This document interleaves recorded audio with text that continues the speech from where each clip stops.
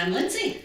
And we've been at the latest big conversation meeting today, and we want to give you guys a bit of an update about what we talked about. We spent a fair bit of time talking about PDGs, and so that's the practice development groups, and how they're currently working. And it came up from us thinking about, I suppose, how do we improve services, and how do we make some of the things that we do much more meaningful for the people that work within this organisation. And two of the folks in the big conversation had brought in a sheet where they thought it might actually help kind of focus some of the PDGs and then help record some of the conversations.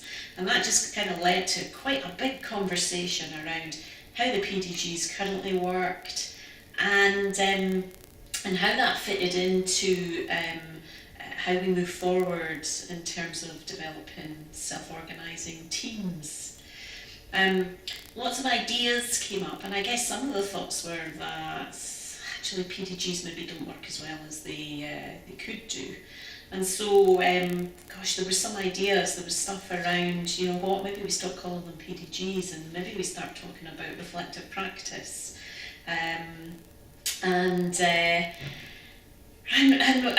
guess there was something as well about perhaps having sort of open groups wasn't that helpful, and maybe people would feel much more comfortable in reflecting on their practice if some of these groups were closed.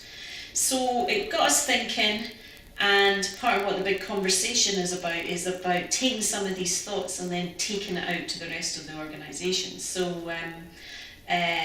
one of the first things we're going to do about that is some of the big conversation, a mix of folks, so some folks from the learning team, people who use services, PAs in the team. They're going to move and join on one of the lead practitioners' meetings in order to get some views and opinions from them as to PDGs and what works and what doesn't, so that we can move forward with that. And we're doing that next week, so it's quite soon, which is good, because we'll be able to get the process moving.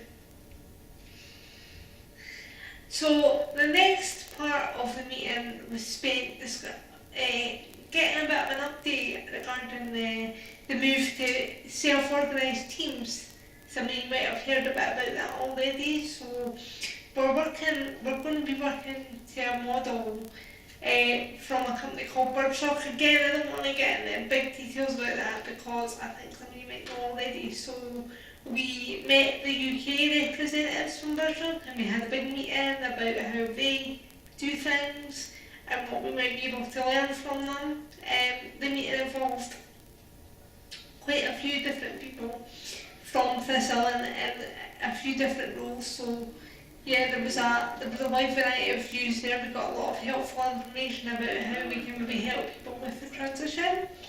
And at the next meeting, we're going to have a chance to discuss the organisational framework, which will be the new framework for how self-managing teams are going to work.